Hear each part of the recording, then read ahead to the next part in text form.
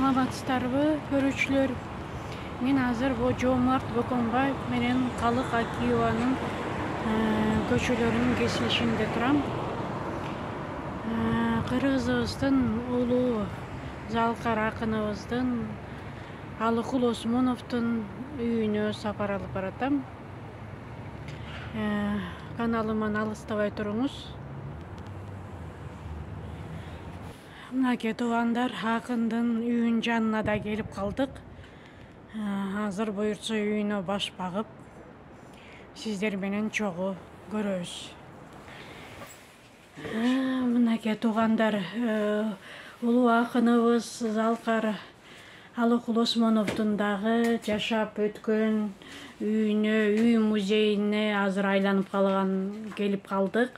Азыр Памирбек Казыбаев агабыз бул үйдү жетектеп, бул музейди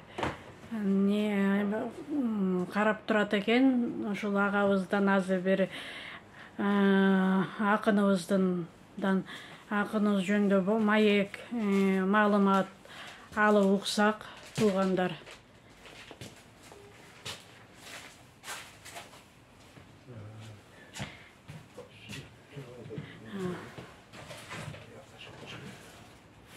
Азыр агай кайсы жерден баштап берет, өзү неме кылсын.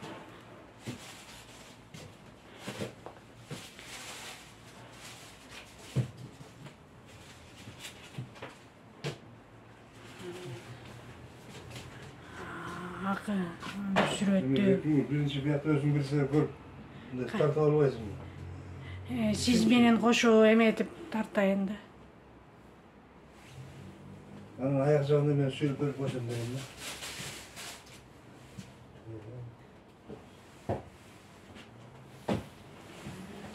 Мынакей көрүүчүлөр, мен акындын үйүнө келип отурам.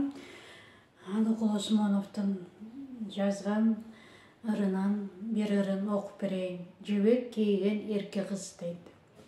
Жамгыр жаады шатырап, күн күркүрөп, жар жүретип жатырап, шу эткен легковойдун бооруна балчык тыйып, жамгыр суусу чачырап, жибек көйнөк сулууча кыз энтелейт, жамгыр кантсин жаба куюп эркелейт.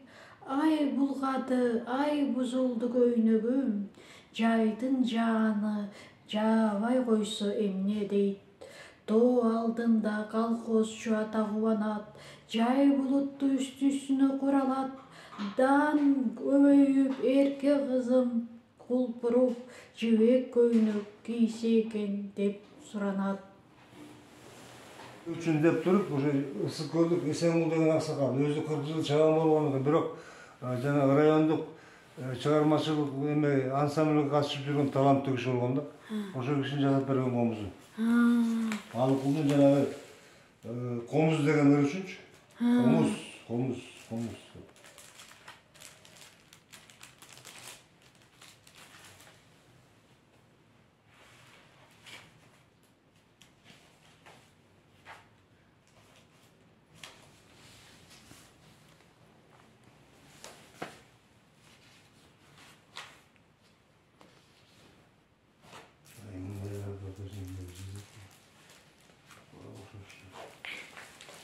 Анын агай проигрыватель ошол жылдан бери турабы, ошондой, ошондон бери өзү укчу эле.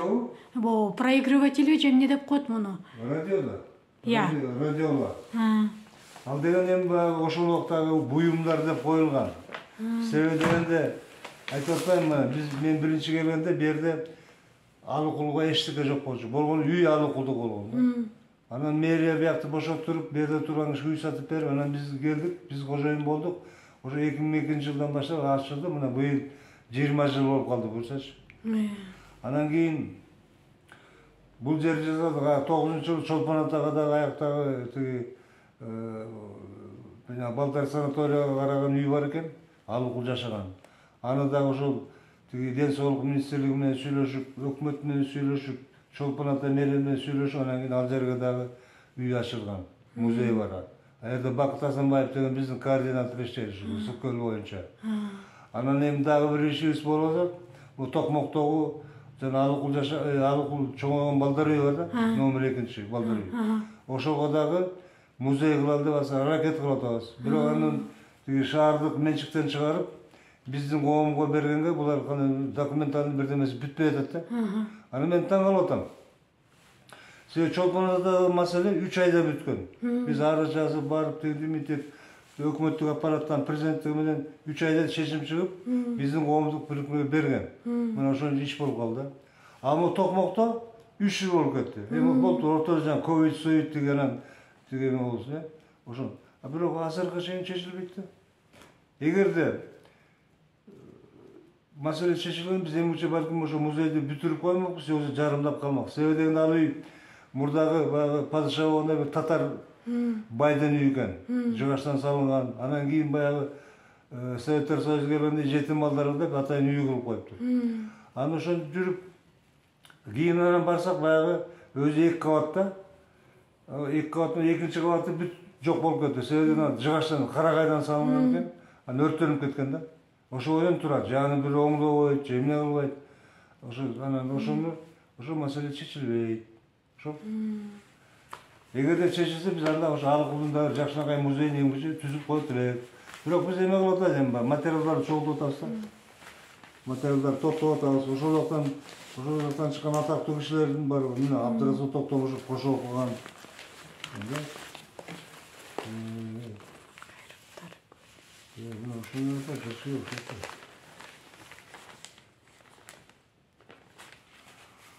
Бул ушул материалдар жанагы мына Венгрия боюнча выставка кылалы деп атабыз. Ошого мен улуттук китепканада ачылат, ошого даярдык чечип атам да. Бул турушуна берет жана.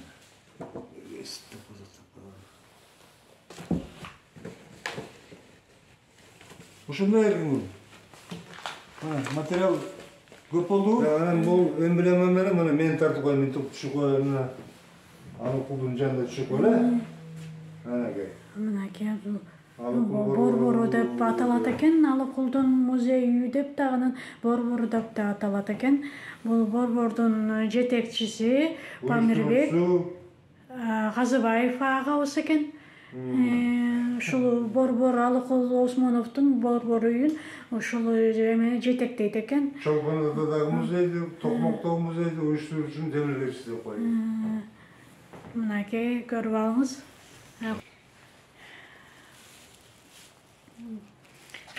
Мен эмнеден уялам? Мен уялбайм. Сүйбөдө деп жаш теңим, же болбосо аты назик ак келин. Ая жаным антпе дешке чолом жок, чынын айтсам анда ишке жок эбим. Мен уялбайм дайым бүркөт түрүмдөн, жаш болсо да картка окшогон сүрүмдөн. Койдум курбум мунун жаман дей албайм, өзгөрмөй жок жаралган түз күлүмдөн. Мен уялбайм ал келтирген оорумдан, баскан күндө 4 аяктап боорумдан. Кантем апа ушинтем бия дебейм, сөөгүм чыкпайт бараткан түз жолумдан.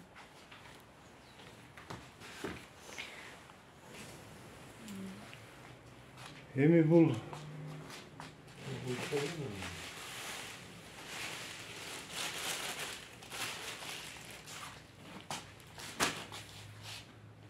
портрет турганда так бутетин болгон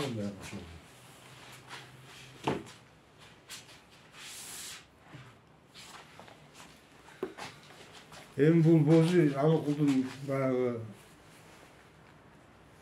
ак өргөсү деп аталат, Алыкулдун ак өргөсү.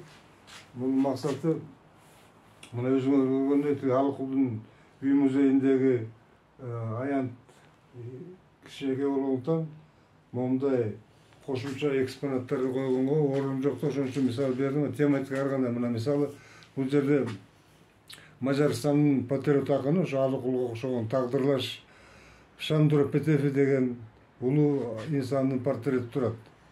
Мына эмдиги жылы 2023-жылы бул кишинин 200 жылдыгы болот экен да. Ошого карата биз Алыкул үй борбору анан Венгриянын Кыргызстан элчилиги болуп ошо Шандор Петев менен Алыкулдун дагы ырларынын поэзиясын окуганга кандайдыр иш-чара, адайы жолугушуулар, ар кандай кечелер болот да. Ошо мына көрдүңбү, демек азаттык жана махаббат экөө тең мага арналат. Махаббат үчүн тик карап, өлүмгө каршы барамын. Азаттык үчүн махаббат, сени курмандыкка чаламын дейт. Демек бул киши 26 жашында немецтерге болгон каршы согушта ошо Мажарстан элдиги үчүн деп ошол окко учкан 26 жашында. Ал эми Алыкул болсо оорунун азабынан 35 жашында кетип атпайбы. Демек экөө тең баягы жаш кеткен, бирок ошого карасаң патриот акындар болгон экен. Ошон үчүн экөөнүн иш-чарасын жанаша өткөрөлү, бирге өткөрөлү деп мажар тарап менен макулдаштык. Ошондой иштер болот. Андан биякта мына көрүп атасыңар, мына Чолпонбой Батыр жөнү турат. Чолпонбайдын эрдигине быйыл 80 жыл болду. Эми үчүн муну койдук. Себеби дегенде эми ошо Чолпонбой жөнүндө убагында көп эле жазган. Ошону Алыкулда жазган экен. Бир либретто, бир пьеса жазган. Андан кийин бир операнын дагы мындай сомолосун иштеп чыгып, өзү Чолпонбайдын ариясын обон чыгарган экен. Аны Түгөлбай Сыдыкбек айтып бергени бар да, ырдап ушинтип. Бирок айтыптыр, эгер мен музыкант болгондо ошо Чолпонбайдын ариясын өзүм деле ырдамакмын депчи. Андан тышкары мына могу жерде карасаңар, Атамбекен согушка катышкан биздин кыргызстандык баатырлар, 28 баатыр, могу кыргызстандык 5-7 ушулар жөнүндө.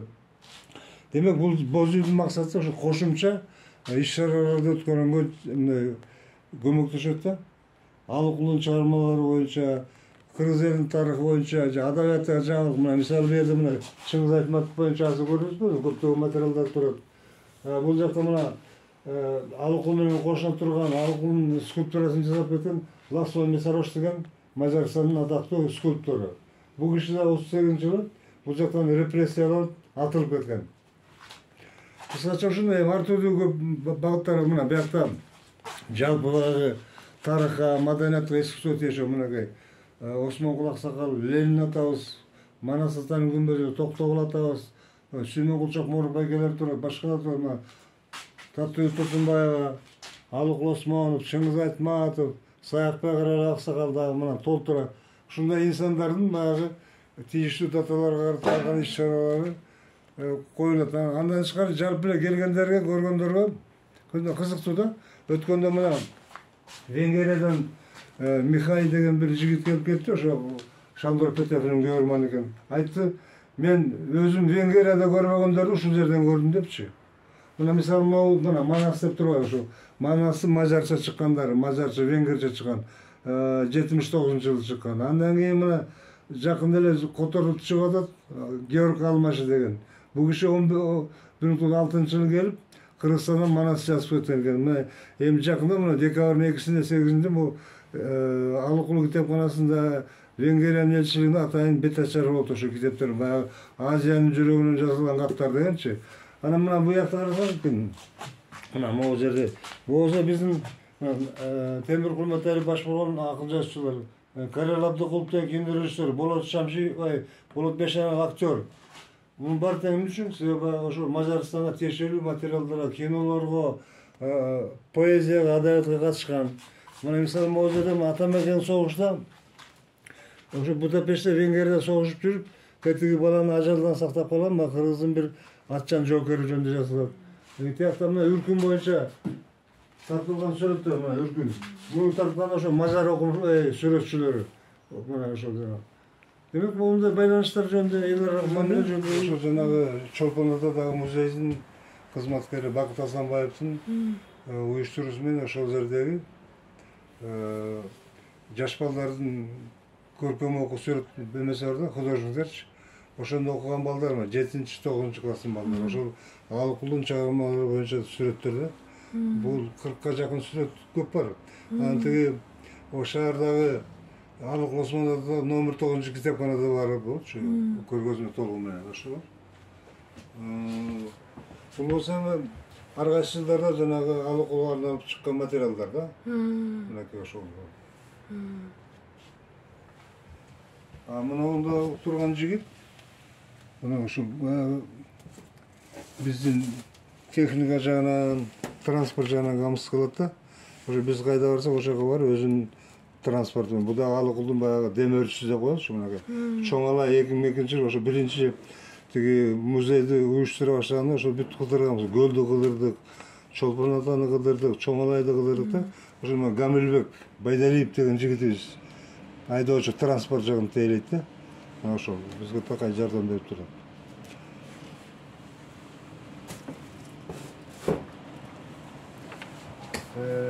Бул болсо мына жерде Алыкулдун китепканасы коет, китеп текчеси да. Ошо Алыкулдун заманындагы мына Шандор Петев деген ким? Бул болсо Венгриянын атактуу акыны. Эгер биз Алыкулду кандай сыйласак, кандай кастарласак, кандай ардактасак, мажар туугандар дагы ушул Шандор Петев деген акынды аябай сыйлайт экен. Себеби дегенде бул киши патриот акын болгон, улут үчүн күйгөн. Анан эгер Алыкул 35 жашында оорудан каза болсо, Шандор Петев 26 жашында баягы мажар менен немистердин согушунда эркиндик үчүн, азаттык үчүн деп окко учкан экен да. Анан эмдиги жылы бул акындын 200 жылда болот. Ошого карата бул Алыкул менен Шандордун экөөнүн чыгармачылыгында бир алып барып атайын бир мындай конкурс уюштурсак деп атабыз. Анан бул жана азыр тиги Венгрия элчилиги менен да сүйлөштүк. Азыр алар ошо биздин сунушту кабыл алып, ошо Алыкул менен Шандор Петевни мындай чогуу мындай өткөрсөк деп атат да. Анан булардын Петев боюнча Петевдин китептери 72 мамлекетте чыгыптыр, которулупчу. Анан ошо 72 мамлекеттин өкүлдөрүн чогултуп, же болбосо ошо 72 мамлекетте ошол Шандор Петевдин 200 жылдыгы боюнча чоң иш-чара өткөрөбүз деп даярданышат. Анан буюрса биз дагы мына могул китеп ушу биздин демилге менен 2005-жылы чыкса керек эле. Жаңылбасам 2005 го. 2005 мына. Мына азаттык жана махабат экөө тең мага арналат. Махабат үчүн тик карап, өлүмгө каршы барамын. Азаттык үчүн махабат, сени курмандыкка чаламын дейт. Жана Алыкулдун сен орууга, мен орууйн ата журт дегендейчи. Ошондой экөө үндөш турат. Демек, мажарлар ушул ырды өзүнүн урганы катары алат да, эркиндик үчүн, азаттык үчүн депчи. Ошо мына китебим үчүн аталат. Азаттык жана махабат. Биздики ата журт, ошол. Анан буюрса могу китеп 5-жыл чыккан, эми азыр кайра Венгриянын элчилиги жардам берип атат. Муну кайра ушу жаңы жылга чейин буюрса, кайра чыгарабыз. Анан ошондо жанагы ар кандай мына силердикин ошол адай ийримдерге, кызыккандарга, мектеп окуучуларына берели деген ойдобуз. Акын өзү которуп чыкканбы? Бул китепти. Бул китепти орусчадан биздин аксакал котормочулар которгон. Мына могу жерде Акун Ашыров деген, Кубаныч Акаев деген да.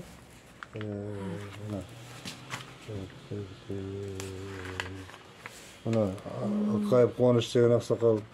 Анан кийин могул Ашыров Акун деген бул киши убагында Залкар ойлоо деген укмуштай китеп чыгарган. Ошо бирок тилекке каршы сүрөтүн таппай койдук да. Ошол. Ошондой. Бул болсо ушу Капталарыкта Алыкулдун 75 жылда өткөндөгү бир көрүнүш. Мына 1990-жылы 19 октябрда турбайбы? Ошол. Жакшы. Ошондой мен деле материалдарды тапкан. Урматтуу көрүүчүлөр, ушу менен видеомду аяктайм. Улуу Залкар акыныбыз Алыкул Осмоновдун үй музейине саякат кылып келгенимдин аягына чыгарам. Көргөнүңүздөргө чоң рахмат. Сак саламатта болуңуз.